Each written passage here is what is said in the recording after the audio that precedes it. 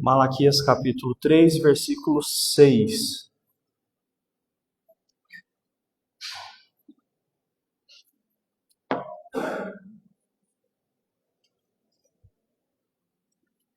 Ok? Vou fazer a leitura, está aí também, eu acredito, a parte A, somente a parte A. Diz assim: de fato, eu, Senhor, não mudo. De fato, eu, Senhor, não mudo. Deus não muda. Vamos orar. Senhor, fale conosco, esse é o nosso pedido. Obrigado pelos louvores, obrigado por estarmos aqui nesse dia, nessa noite tão especial. Continue, Senhor Deus, se movendo no nosso meio, toca, Pai, os nossos corações, abençoe as nossas vidas e as nossas famílias. Esse é o pedido que nós fazemos a Ti, em nome de Jesus. Amém. Amém. O tema da mensagem é: Deus continua fazendo milagres. Quando nós olhamos para a Bíblia, nós percebemos que desde o começo o Senhor, Ele está fazendo milagres. Na própria criação dos céus e da terra, nós podemos ver o Senhor fazendo milagres também, na época de Noé, na época dos profetas. Você vai encontrar o Senhor abrindo o Mar Vermelho para Israel passar, vai abrir o Rio Jordão para o povo de Deus passar também. Você vê o profeta Elias e o profeta Eliseu foram usados por Deus para ressuscitar criança que tinha morrido. Então, nós encontramos um Deus no Antigo Testamento que faz muitos milagres. E quando chega na época de Jesus, a gente encontra ainda mais milagres acontecendo. Onde Jesus passava, Ele curava pessoas doentes, Ele expulsava demônios, Ele pregava a sua palavra que gerava vida nos corações, e isso então é amplamente divulgado no Evangelho.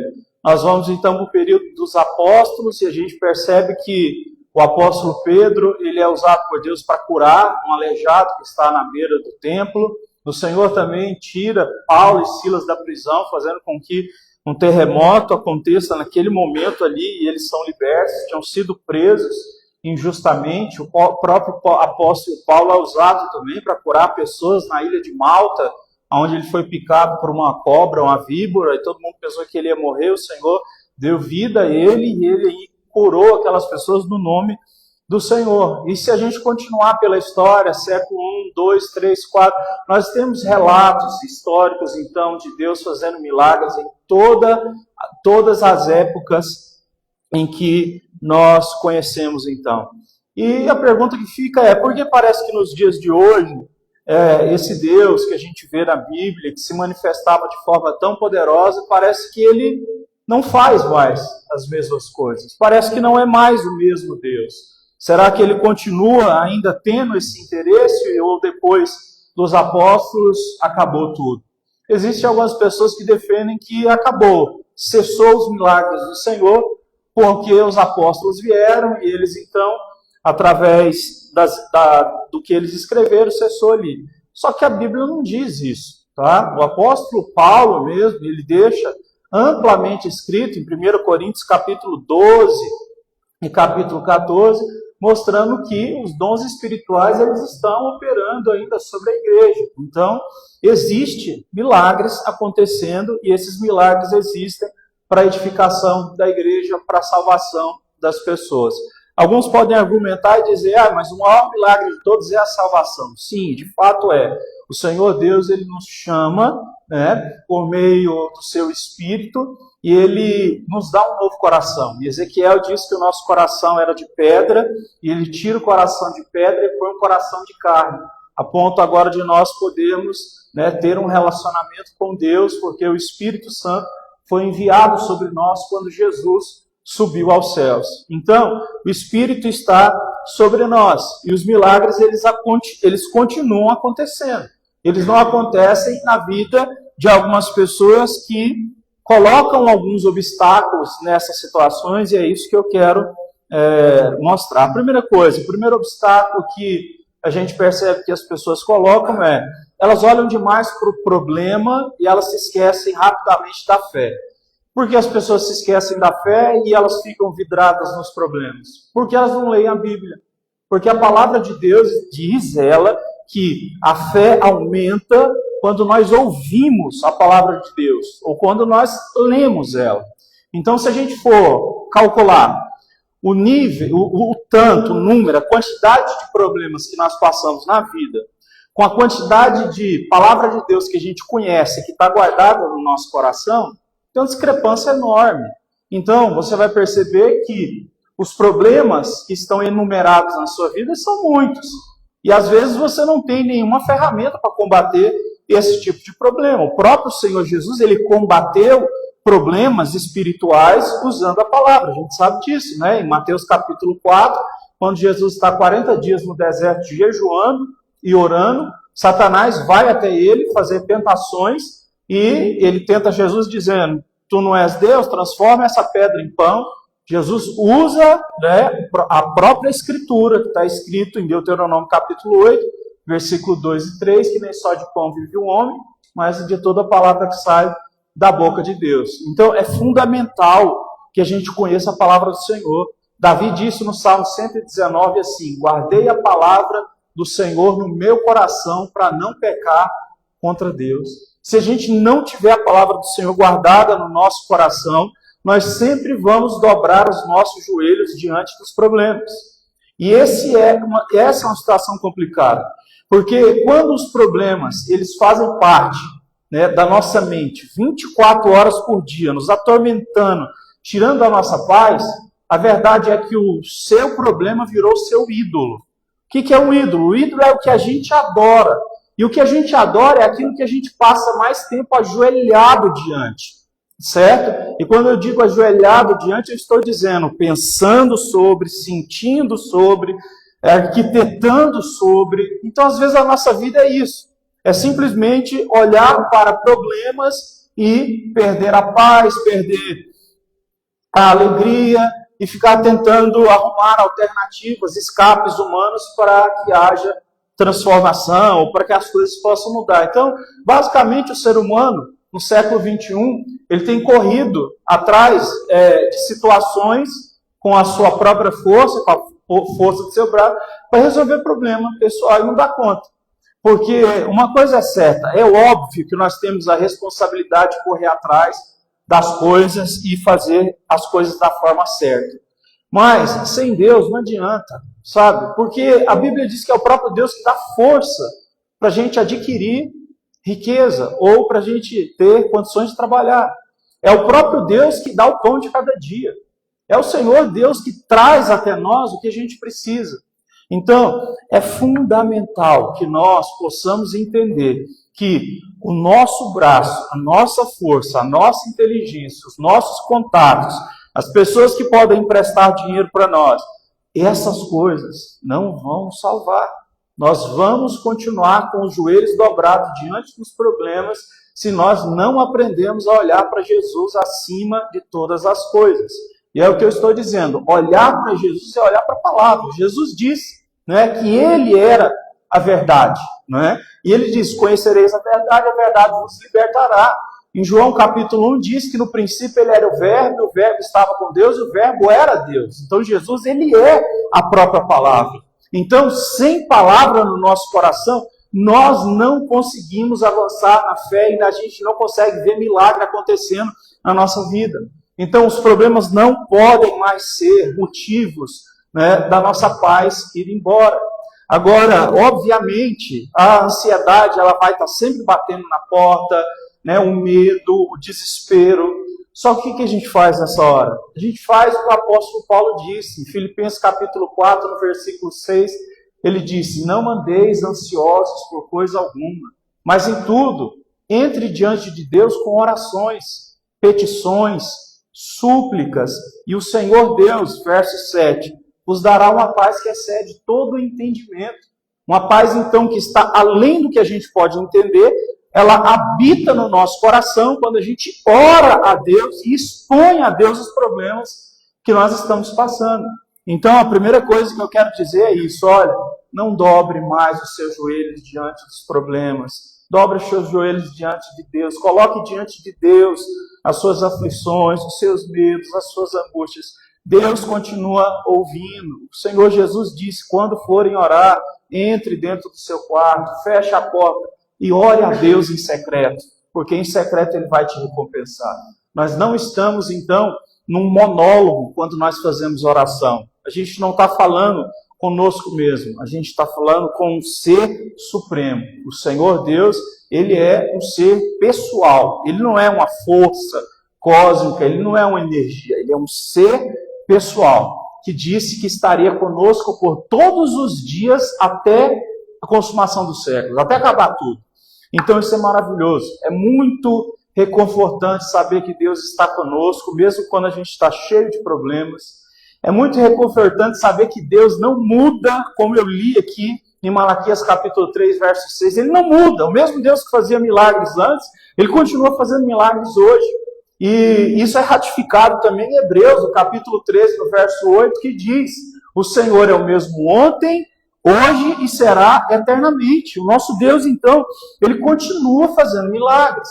Então, o que a gente tem que fazer é o que Davi fez. Quando Davi chegou naquela zona de batalha, onde Golias estava lá, já amedrontando o povo de Israel por 40 dias, Golias ele saía à frente, cada exército estava num canto e existia um vale no meio, ok?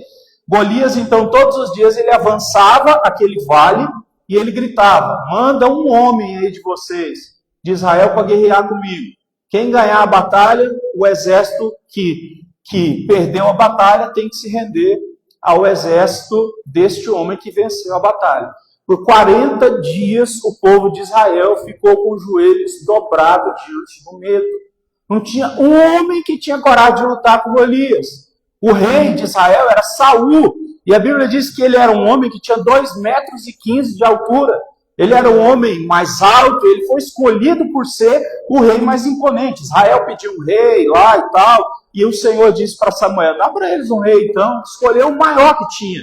Ele era o mais bonito, a Bíblia diz que ele era o mais forte, ele era o mais alto, e nem ele tinha coragem de enfrentar aquela batalha. Davi vai chegar lá, não para lutar, porque ele nem fazia parte do exército. Davi era um jovem, naquela época, de 17 anos. Ele vai levar queijo e leite para os irmãos, né, que é o que o pai dele manda ele fazer, Jessé. E quando ele chega lá, ele vê que está todo mundo perplexo, cheio de medo no coração. E ele pergunta: o que está acontecendo aqui? E até o irmão dele repreende ele, dizendo: você tem o coração obstinado, você é vaidoso, vai embora daqui.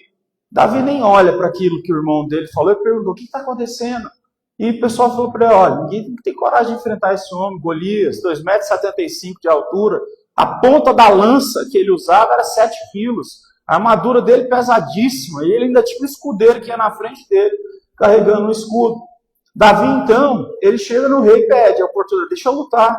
E o rei diz: menino, esse rapaz aí, ele é guerreiro desde que nasceu, ele foi treinado para isso, quem é você para lutar com ele? Davi disse: ele está indo, é contra Deus, não é só contra nós. Ele está afrontando o Deus de Israel. E eu vou lá contra ele, não é com espada, com lança, eu vou no nome do Senhor. E o Senhor hoje mesmo vai entregar ele nas minhas mãos e nós vamos vencer essa batalha. Não tinha ninguém com coragem, o rei aceitou, falou: então vou deixar isso aí, né? O rei, na cabeça do rei, estava entregando ele à morte. E aí o rei falou: não, deixa eu pelo menos te dar a minha armadura. Ele botou a armadura do rei e não deu. O rei tinha 2,15 metros. Davi era um jovem e provavelmente a estatura dele era baixa. O texto diz que quando ele botou a armadura, ele não conseguia andar. E ele falou para o rei: não dá para me lutar dessa forma, deixa eu lutar com o que eu tenho. E o que ele tinha? Um cajado e uma funda, né? E ele disse: é com isso que eu vivo. O rei disse: é loucura. Davi disse: eu cuido de ovelhas. Eu já matei um leão, já matei um urso que tentava devorar a ovelha. E esse homem também vai ser derrotado, porque ele está indo, não é contra nós, é contra Deus. E Davi, então, ele desce no campo de batalha. O que acontece é que Davi, quando vai o enfrentar, ele tem a certeza absoluta que ele não está indo lá pela força dele, pela condição física, pela condição humana. Ele está indo lá porque ele colocou a confiança do coração dele totalmente em Deus. E é por isso que aquela batalha foi ganha. Davi venceu aquele gigante, ainda cortou a cabeça dele com a própria espada do gigante. Então não era tipo esses filmes modernos, né? Já viu? Que o mocinho vence o bandido, mas deixa o bandido lá meio desacordado, aí ele distrai, e o bandido vai lá, levanta e dá um cacete nele de novo. Não, Davi fez o serviço completo, derrubou o cara, foi lá, decepou ele, a cabeça dele, e o povo de Israel recebeu a vitória. Então, o que eu quero dizer é isso, a gente precisa colocar a nossa fé no Senhor. Deus é maior do que qualquer problema existente, certo? Davi enfrentou Golias, olha o tamanho disso. Isso existe em toda a palavra de Deus. Eu posso citar para você Tiago, capítulo 5, versículo 16, que diz o seguinte, que a oração, ela pode muito e ela tem os seus efeitos. Então, oração é uma coisa real. Jesus diz em João capítulo 15, que aquele que me ouve e anda nos meus mandamentos pedirá o que quiser e eu atenderei. Quem ouve e obedece, viu? Não é só quem quer fazer qualquer pedido maluco aí que Deus vai atender. Não existe isso. Quem ouve e obedece os caminhos do Senhor, qualquer oração feita, Deus atende. Porque quem ouve e obedece, o coração já vai sendo moldado segundo a vontade de Deus, e os pedidos, então, são feitos segundo o querer do Senhor. Então, acredite, a oração pode muito e ela tem os seus efeitos. A Bíblia diz, o próprio Senhor Jesus diz, me pede e eu darei para vocês o Espírito Santo. Por acaso, eu sou um pai mau, que o meu filho pedirá pão e eu vou dar pedra? Vai me pedir peixe, eu vou dar escorpião? De forma nenhuma. Se vocês me pedirem o Espírito Santo, eu darei a vocês. Palavra de Jesus, Lucas, lá no capítulo 11, está escrito isso. Então, nós servimos um Deus de milagres. Está faltando oração da nossa parte. Você tem orado a Deus pelos problemas que você enfrenta? Ou você só tem usado a sua capacidade humana, intelectual e mental para tentar resolver? O Senhor está conosco, certo? Ele não muda. Ele é o mesmo ontem, hoje e para sempre. Então, o Senhor Jesus, quando ele veio na terra, segundo Atos, capítulo 10, versículo 38, ele veio, destruiu as obras do diabo, certo? Veio e fez os seus sinais e deixou tudo isso, certo? Na mão dos apóstolos para que eles dessem continuação e a igreja desse continuação a isso. Então, nós que somos a igreja, somos os emissários de Deus. Foi o que o apóstolo Pedro respondeu quando Jesus perguntou, a respeito de quem ele era. Ele respondeu, tu és o Cristo, Filho de Deus vivo. E o Senhor Jesus disse, olha, e sobre a minha igreja, as portas do inferno não podem prevalecer. Sobre a palavra de Deus, sobre Cristo Jesus, nada pode prevalecer. O inferno, os demônios, coisas que fazem contra nós, o que dizem que fazem contra nós, essas coisas não ficam de pé. Nós servimos um Deus que é soberano, onipotente, onisciente, onipresente, imutável. Ele tem tudo nas suas mãos e muitas vezes nós estamos ainda com medo das situações que nós vamos enfrentar. Nós estamos com medo de coisas que parecem grandes, mas não são grandes. Elas são grandes simplesmente na nossa cabeça, na nossa capacidade de enxergar as coisas. Só que Deus é tão bom que ele diz, lá em Isaías capítulo 55, ele diz, meus pensamentos são maiores que os seus. Então, na nossa limitação, a gente acha que está preso nesse problema e não tem saída. Deus pensa mais alto que nós. Ele tem sim uma saída, com certeza. E ele diz, e os meus caminhos são melhores que os de vocês. É por isso que a Bíblia diz, consagre os seus caminhos ao Senhor. Se você não vê a direção, ora, coloca diante de Deus. Nós temos um Deus que não tem sido buscado. Esse é o problema da geração do século 21. As pessoas não buscam Deus, elas estão indo na igreja para buscar bênção financeira, bênção sentimental. As pessoas vêm na igreja não por causa de Deus, mas por causa de coisas. Então elas não oram a Deus, elas querem sentir alguma coisa. Então eu estou hoje te chamando para que você volte a olhar para Deus e buscar a Ele. Porque Ele é maior do que qualquer sentimento, Ele é maior do que qualquer coisa que a gente enfrente, Ele é maior do que qualquer adversidade, Ele é maior do que qualquer luta. Então, eu não sei o que você está passando agora, mas Ele é Senhor sobre questões de saúde, Ele é Senhor sobre questões financeiras, Ele é Senhor sobre questões familiares, Ele é Senhor sobre questões sentimentais. Deus, Ele é o Senhor e todas as coisas estão na mão dEle, não é? Está escrito, a gente precisa voltar a acreditar nisso. Que todas as coisas cooperam para o bem daqueles que amam o Senhor. Se você ama o Senhor e procura Ele, certo? A sua vida não está aí por acaso. O Senhor Deus está trabalhando na adversidade que nós estamos vivendo hoje. Acredite, os planos do Senhor não vão ser frustrados. Nós somos mais do que vencedores nele. Nós não precisamos temer. Ele mesmo disse, nem morte, nem vida, nem anjos, nem demônio, nem altura, nem profundidade, nem peste, nem fome, nem praga, nem nudez. Nada pode nos afastar do amor dele. Ele continua vivo. E eu estou aqui para te dizer isso. Ore a Deus pedindo que Ele faça milagre. Aquilo que não está na nossa alçada, que Deus, então, possa ser clamado, porque está escrito que é impossível para os homens, é possível para Deus. Então, bendito é aquele que coloca a confiança do seu coração no Senhor. Então, para a gente encerrar, ore com fé. Ore com fé. Orar com fé é você acreditar no que está escrito, mais do que no que você está vendo e sentindo. Certo? Confie mais no que está escrito do que no que você vê e sente. Porque Deus, Ele é mais real do que as coisas que nós estamos vivendo no plano material. Segunda coisa, Deus, Ele é soberano. Não tem nada que sai do controle dEle.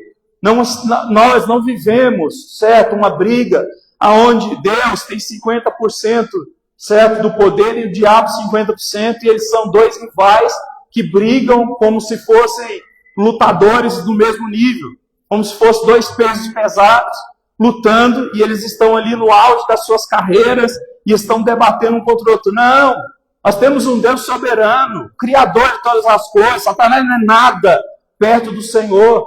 Ele está numa coleira que o Senhor o colocou, certo? A própria Bíblia diz que o Senhor Jesus já destruiu as obras do diabo. É por isso que muitas vezes as pessoas entram aqui na igreja e falam assim, não, mas parece que essa igreja o povo não fala do diabo. É claro, a gente fala do Senhor. A gente fala de Cristo, que é o Senhor, que derrotou as obras do diabo. A Bíblia diz que lá na cruz, quando Jesus estava pregado lá, os demônios estavam sendo expostos a uma humilhação pública. As pessoas passavam lá, olhavam para Jesus e parecia que ele é que estava sendo humilhado. Isso no plano material, mas no mundo espiritual, está escrito em Colossenses 2, do versículo 3 a 15, que os demônios estavam sendo humilhados, porque Jesus poderia ter descido da cruz e não ter colocado aqui a sua vida e o seu sangue precioso por nós, no nosso lugar. Mas ele resolveu não descer. Ele pagou o preço até o final. Então, nós hoje temos a graça de Deus de podermos clamar por coisas espirituais por causa do nosso Senhor Jesus Cristo. E entenda também que, além de acreditar na soberania de Deus, nós devemos ser instrumentos para ajudar as outras pessoas a ter fé. Certo? Se tem uma coisa que é maravilhosa nessa vida, é você ter um amigo ou uma amiga que te empurra para mais perto de Deus.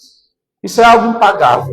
Alguém já disse que as pessoas podem resistir às nossas palavras, mas ninguém pode resistir às nossas orações. Às vezes vão ter pessoas que não adianta você falar mais nada, mas você pode orar por elas sozinho, você diante de Deus. Certo? Ninguém pode resistir a isso. Isso é algo fantástico. No século XVI para o XVII, se eu não me engano é o XVII, John Knox, ele era um pregador, e acontece que a rainha da Inglaterra mandou uma mensagem para ele, chamando ele para ir até o palácio. E ele disse que não podia ir porque estava com a agenda dele cheia. E a agenda dele estava cheia, era por causa de oração e pregação. Ele não quis atender a rainha, certo? E aí, o que acontece? A rainha foi e enviou uma segunda carta para ele, dizendo assim, eu espero o dia que tiver um espaço na sua agenda, porque eu quero que você ore por mim. E nos registros da rainha da Inglaterra, século XVII, está escrito lá que ela diz que temia mais as orações de John Knox do que o exército francês. Ela tinha mais respeito e sabia que havia mais poder, que havia mais coisas de Deus na oração de um homem que colocou o seu coração totalmente em Deus do que no exército francês. Certo? Isso lembra Eliseu. Eliseu, uma época, rodearam aonde ele morava, queriam matar ele, porque ele era o profeta de Deus, e tudo que o exército inimigo ia fazer, o Senhor mostrava para ele, ele ia lá e falava com o rei de Israel, o rei de Israel montava acampamento lá e vencia a batalha. O povo diz, não é possível, só pode ter alguém infiltrado lá no exército de Israel que está contando por onde a gente vai atacar. Aí alguém falou, tem um profeta lá que chama Eliseu, ele E aí o Senhor revela o coração dele, ele conta para o rei e ele se direciona para o lugar certo. Ele falou, então vamos na raiz do problema, vamos matar ele. Rodearam a cidade onde Eliseu morava. E o rapaz lá que também era um assistente de profeta, ele acorda pela manhã e sai desesperado chamando Eliseu. Eliseu, estamos rodeados, eles vão nos matar. E Eliseu faz uma oração. Ele diz assim, Pai, abre os olhos desse moço para que ele veja. E aí o texto bíblico diz que era um número que não dava para contar de carros e carruagens de fogo que estavam ao redor da casa de Eliseu. Era maior do que o exército adversário. E o exército adversário não conseguiu vencer Eliseu, que era um homem só, que não levantou uma arma, não levantou uma palavra, porque o próprio Deus colocou confusão no exército adversário e eles começaram a guerrear entre si e eles se detonaram. Então, a gente serve um Deus que faz milagres, a gente serve um Deus todo-poderoso. Então, olhe para a sua vida, lembre dos milagres que Deus já fez, conte esses milagres, testemunhe esses milagres, para que Deus seja glorificado. Você pode se colocar de pé para a gente fazer uma oração e voltar a louvar o Senhor?